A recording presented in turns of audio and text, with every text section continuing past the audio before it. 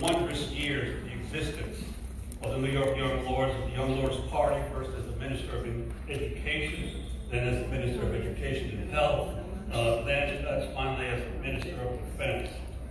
You've heard much about the Lord's legacy tonight, but the organizing committee has asked me to concentrate my words on the connection between YLP and Puerto Rico, specifically the current crisis on the island. It couldn't be a more perfect week for celebrating the role of young Puerto Ricans in struggle and the links between those of us here and those of us in Puerto Rico. Here we are, one day after July 25th, a day with special meaning to most Puerto Ricans. On that day, 121 years ago, General Nelson Miles and American troops landed in Guanica on Puerto Rico's southern coast, occupying the island and beginning the long and tortured existence of Puerto Rico as a U.S. colonial possession. On another July 25th, in 1952, the U.S. Congress and Luis Muñoz Marin chose to launch their bizarre experiment in political limbo called the Commonwealth of Puerto Rico, or el Estado Libre Asociado. And yesterday, just as midnight struck on yet another July 25th, the people of Puerto Rico celebrated a new era in their long quest for respect, freedom, and democracy, and justice. They accomplished something that had never been done in nearly 500 years of governance in Puerto Rico. And I don't know, maybe some of the historians ought to check. I don't know if it's ever happened in the United States that people have risen up and forced a governor of a state out of office. So it may not have even happened in the history of the United States. The streets of Old San Juan enforced the resignation of a governor following an extraordinary 2 weeks of mass protests. If you saw the video footage, or you were there, you know the protesters were largely young people. I was not able to be there, but I know exactly how those young people felt as they suddenly discovered the enormous power ordinary citizens can suddenly wield when they throw off their fears, join in mass protest against the established order, accomplishing in a few short days what was once considered impossible. Back in 1969, a few dozen of us, mostly barely out of our teens, gathered in Tompkins Square Park in purple berets and green field jackets and announced to the world that the young lords were here, determined to become the Puerto Rican arm of a social revolution that was then sweeping the world. I was 21 then, barely the oldest member of the original Central Committee. The average age of our membership, I'm told, is 17.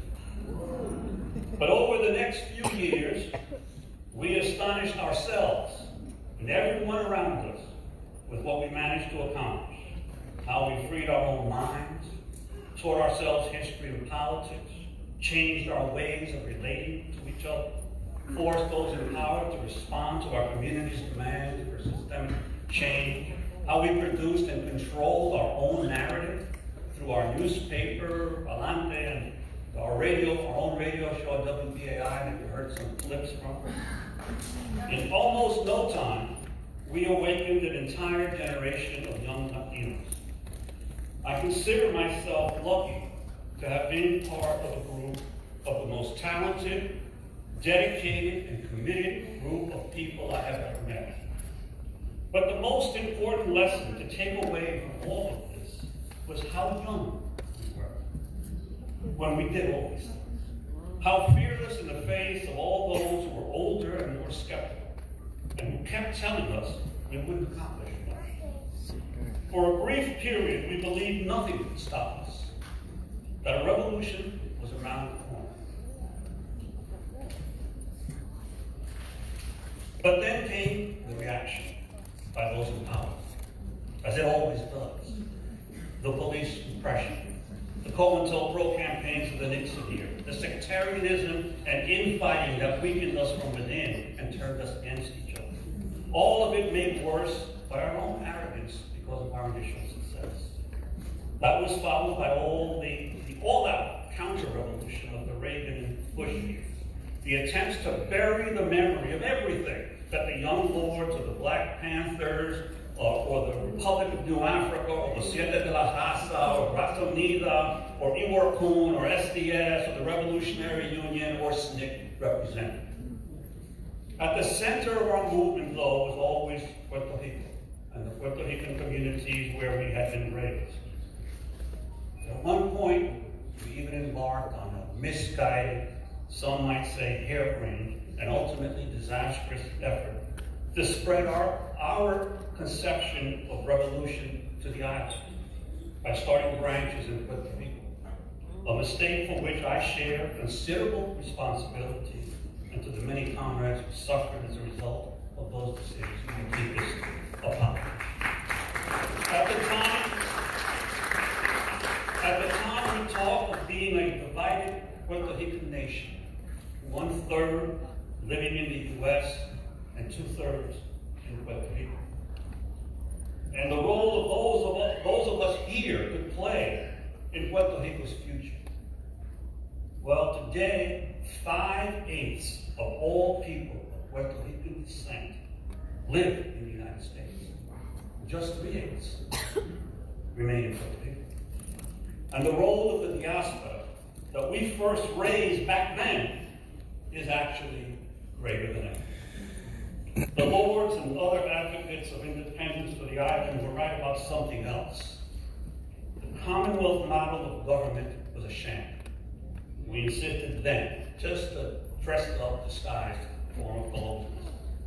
Well, it took until 2016 and Puerto Rico's default on some $74 billion in Wall Street bonds before Congress and the Supreme Court publicly declared what we have been saying for decades, that Washington still controls Puerto Rico, that it still holds sovereign power over the island's 3.2 million people. And much of that debt, of course, was corrupt and illegally foisted on Puerto Rico's public agencies by Wall Street titans of Goldman Sachs, Citigroup, UBS, and their local accomplices at Banco Popular and the other comprador capitalists, and other financial groups. It is the oldest trick in the book of imperialist domination. Sell countries loans you know they can't pay back, then move to seize their land, their utilities, and their assets as repayment. But when Puerto Rico stopped paying its debt, Wall Street was in an uproar.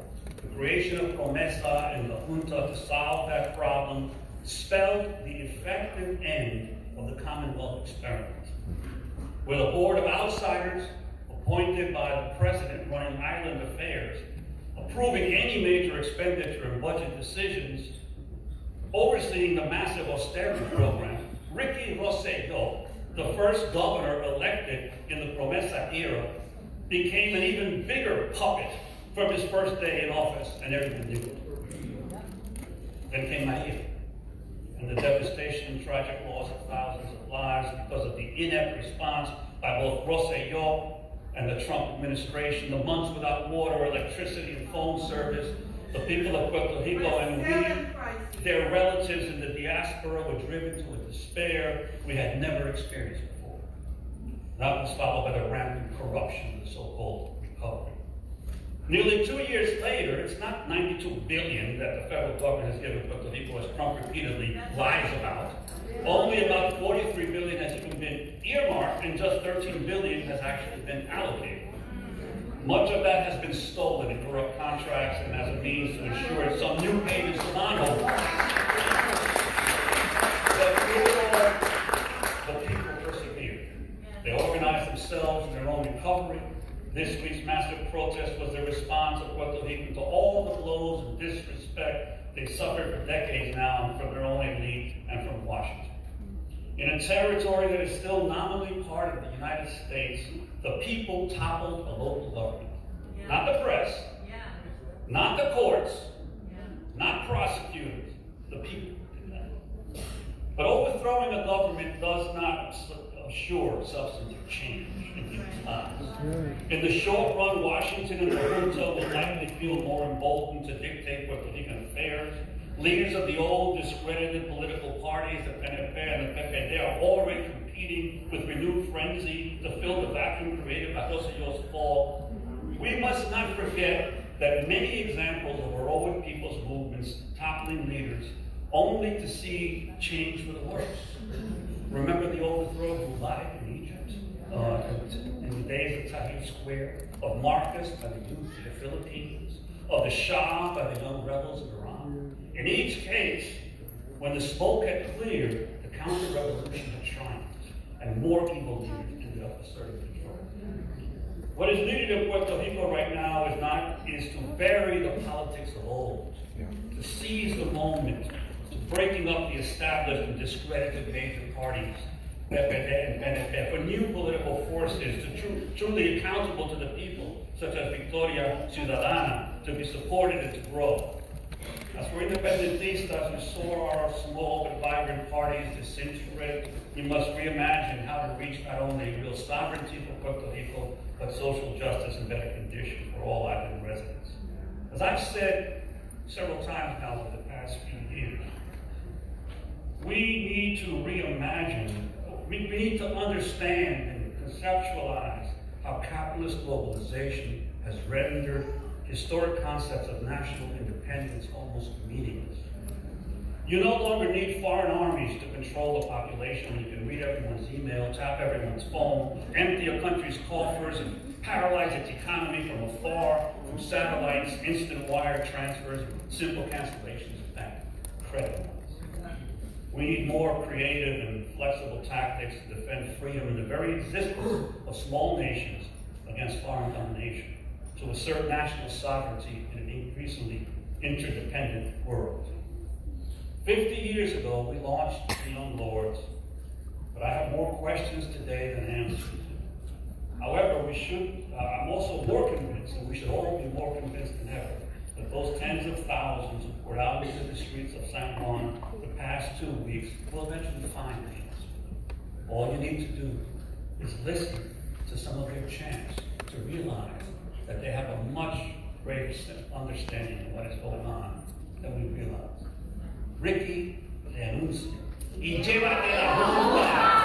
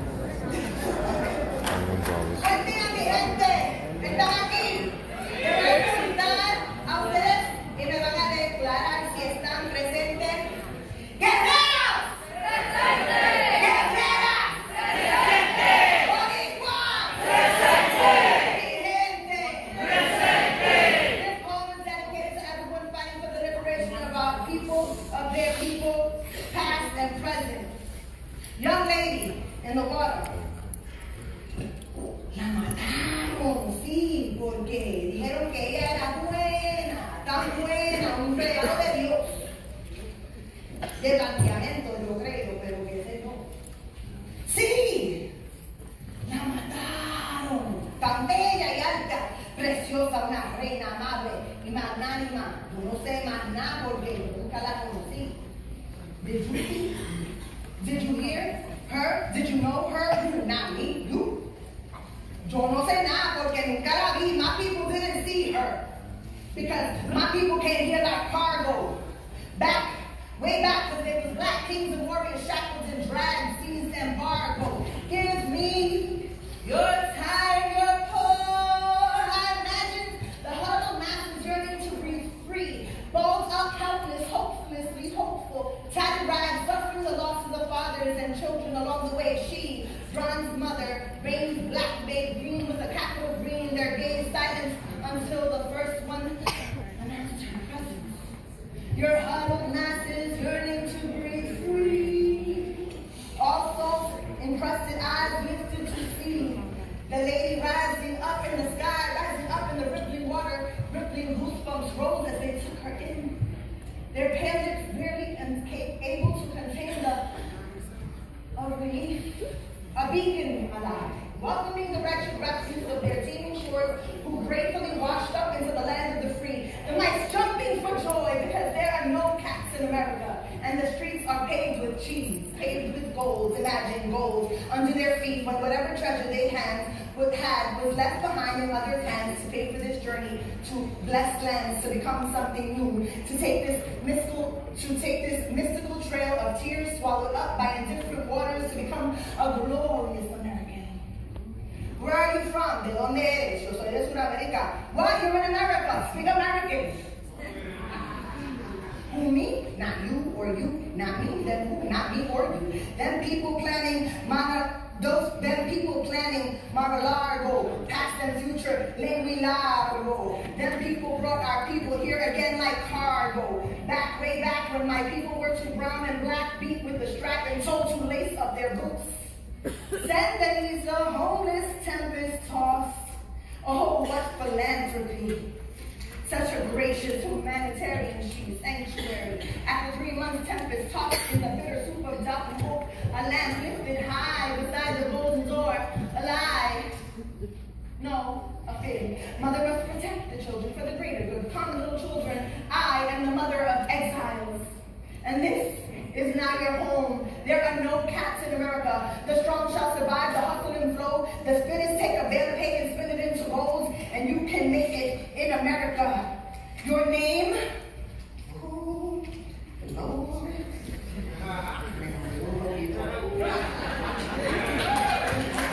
Your name! Yes, your name in America. They told me she was a symbol of hope, but she didn't know Esperanza.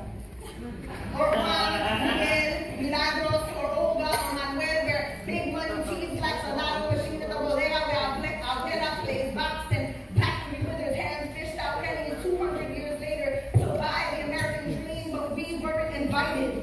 No, we weren't invited. They told us the immigrants' names were in a book.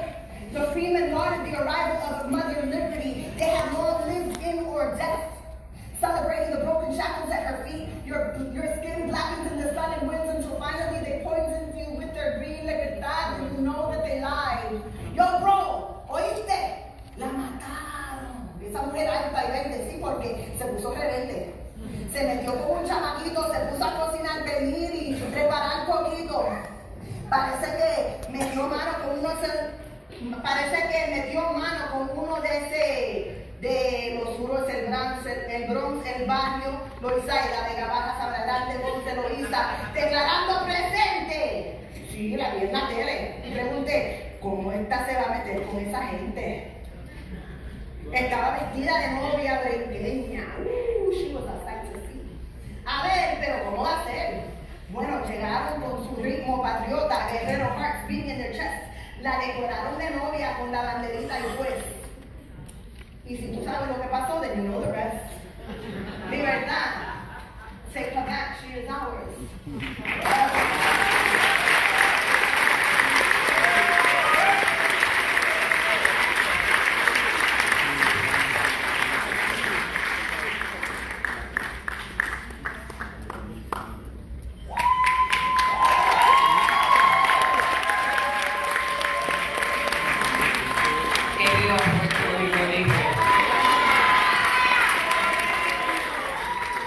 Okay, so I threw my speech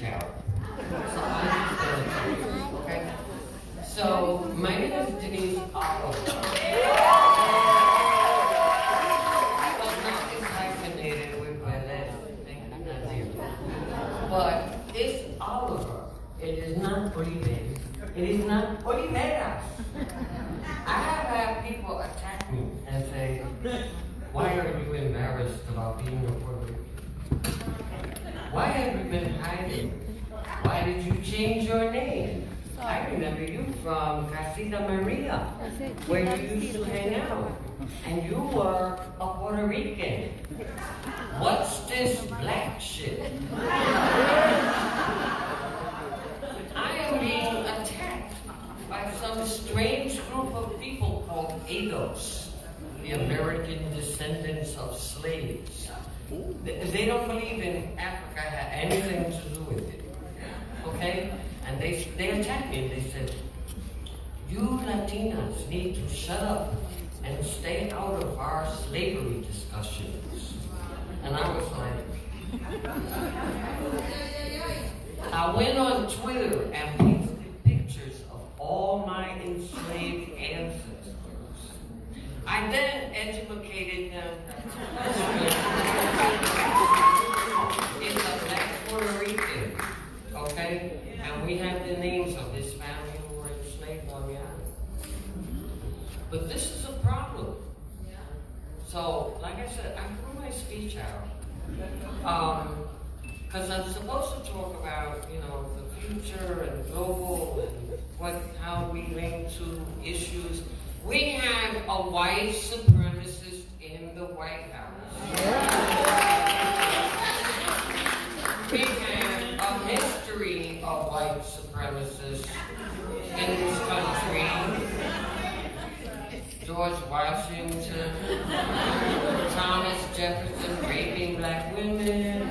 Okay, so, and we have a cream cheese looking legislature in Puerto Rico.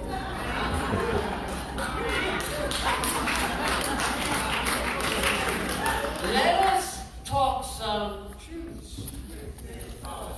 There is a hierarchy of power in Puerto Rico.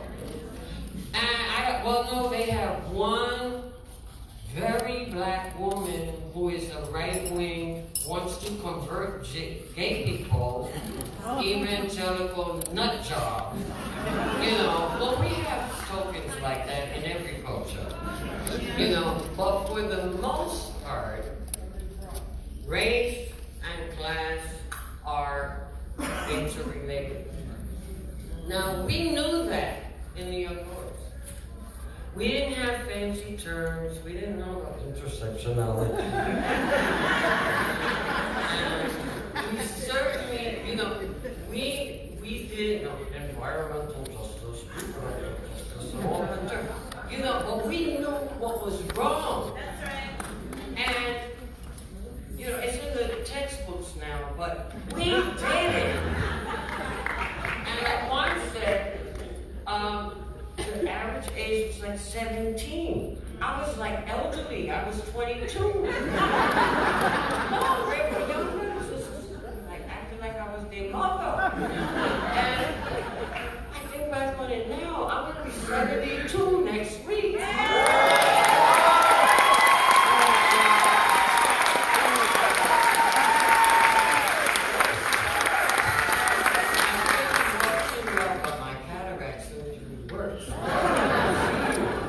But anyway, no, I'm very serious that this whole issue of avoiding, I have people say to me, why were you in the Young Lords? And I'm like, what do you mean? Well, you're like Black American, and why were you in the Young Lords? And I was like, why they don't know that? It made no sense to me. A third of the Lords were African American or half African American, half Puerto Rican, or half Chinese and African. Have you ever looked at Harlem? Who lives there? My cousin lived in Carver Projects. She married a Puerto Rican. She had a little kid whose favorite word was coño.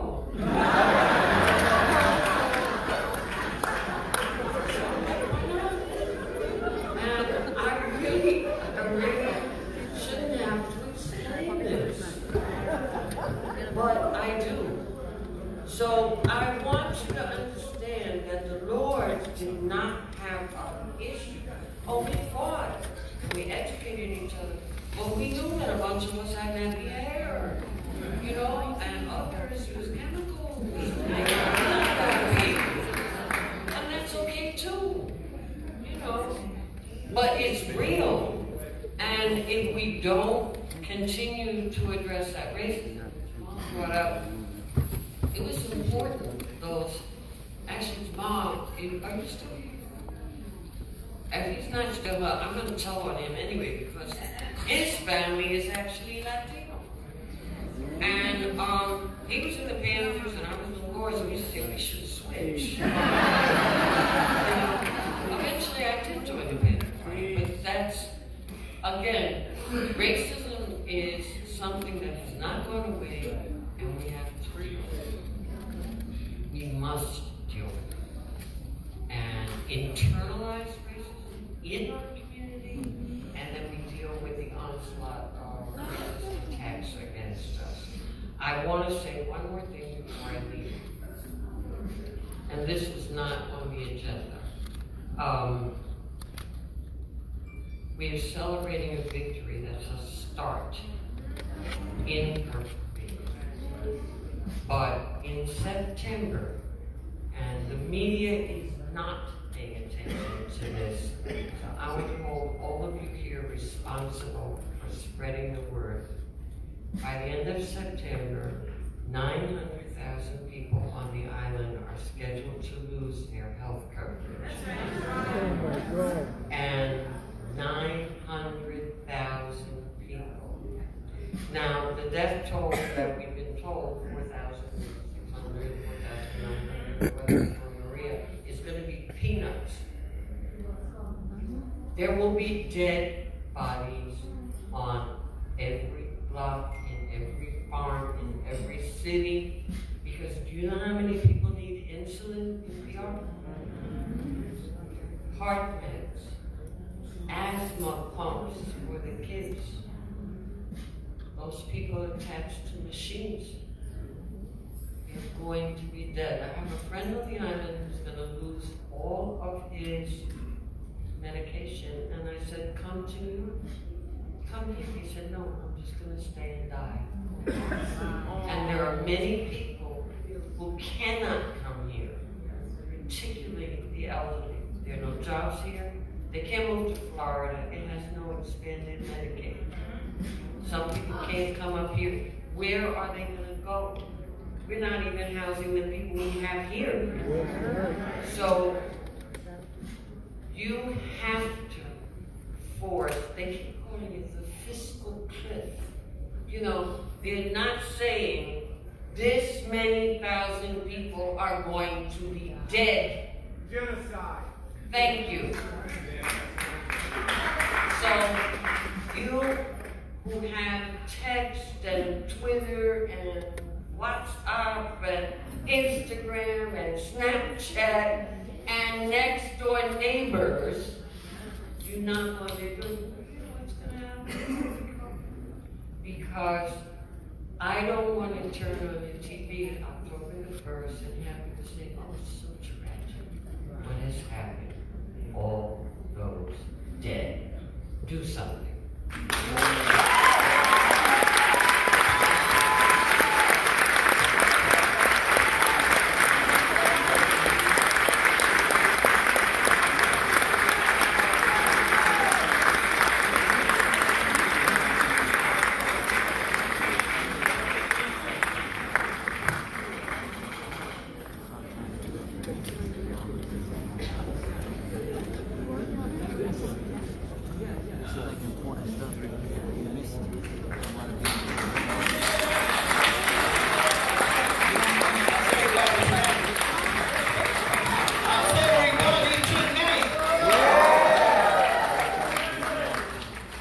My name is Carlito. I was the baby in the group. I was still a child when I joined the Young Lords. Before I proceed with my comments, I'd like to pay special homage to Brother Black Panther Party leader, Bob Collier.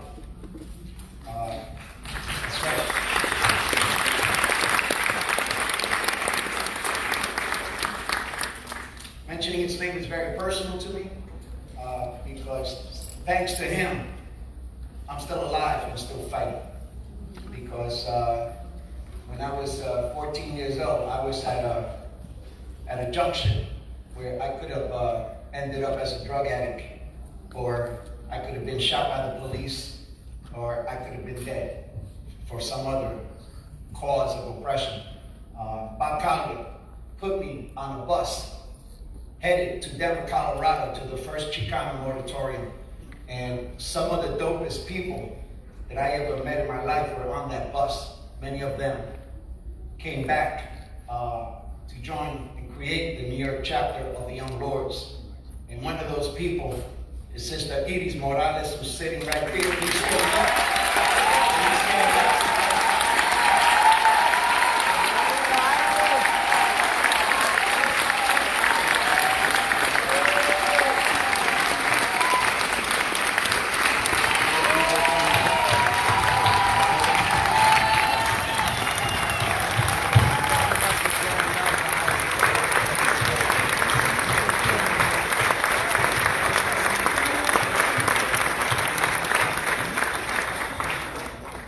When I first joined the Young Lords, I was filled with a lot of insecurities. It's a phenomenon that touches many oppressed children, many oppressed young people. And it was the women in the Young Lords. It was the women of the Young Lords who served as the political backbone and the soul of the organization. That's right, that's got to be said. We broke and instilled in me a certain sense of confidence and security, and also political development, because it was the women in the Young Lords who taught me how to read and write. You know, that's something I will eternally be grateful for. And Denise Oliver, the sister who just spoke, where you at, though? All right.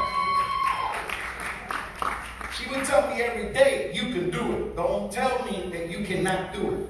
You see, and when you come from a place where you grow up in a racist neighborhood, because the Lower East Side was a white neighborhood, by the way, and I was amongst the first wave of Puerto Rican migrants in that neighborhood, you hear constantly ridicule and the poison of white supremacy, and that has an effect on young folks.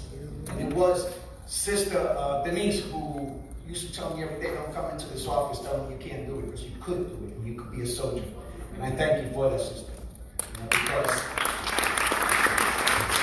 there was a lot of things that I learned in the Young Lords. Felipe, Luciano, he gave me the courage, because when he told the police, go fuck yourself, okay, it did something to me. And it's something that I live with every day. I'm not afraid of the pigs. I know they got guns, I know they can kill us, but we should never be intimidated by those racists and uniforms.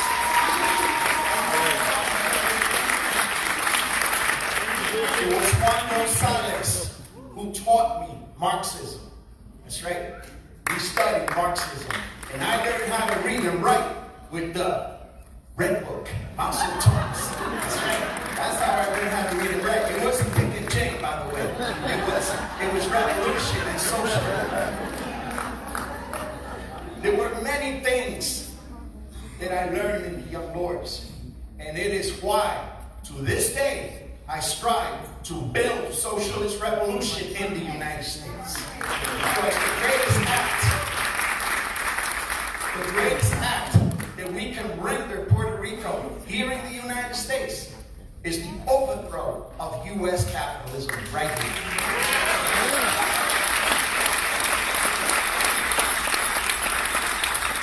There are many things that are going to be said by bourgeois historians for years to come.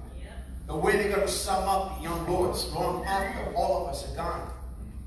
We should never underestimate their ability to slander us, their ability to distort our history and dilute and repudiate the revolutionary content of that history. They will even say that their interpretations are definitive, as if nothing can come after that. I say to you that the final chapters of our history is not going to be written by academics or bourgeois intellectuals, journalists. It's going to be written by the Puerto Rican people in the point of struggle on the streets. Let's be clear about that.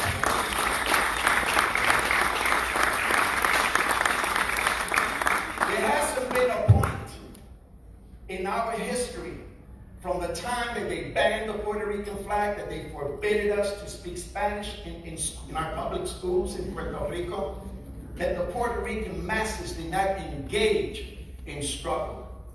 And that's how many of these things were repudiated. Let's be very clear that the young lords, what we will be remembered for is that 13-point program. That 13-point program is very sacred. That's right, we did not shy away from saying that we were socialists. And we did not shy away from exerting our right to armed self-defense. They kill our people every day. They kill our children by shooting them up in the streets. We have a right to armed self-defense, and we have a right to undo this system that has colonized our people.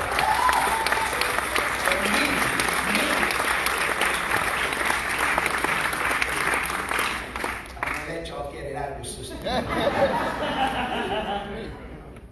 You know, because the legacy of the young lords does not begin with this event. It doesn't begin with this event. We're only recognizing a certain point in time. Our legacy began when those Taínos and those Yoruba African slaves were fighting the oppressive invasion. Our legacy continued with Lolita Lebrón, Mariana Bracetti, Don Pedro Albizu Campos, Ramón Medero Betances, and so many more. And I gotta mention Filiberto Ojeda here too.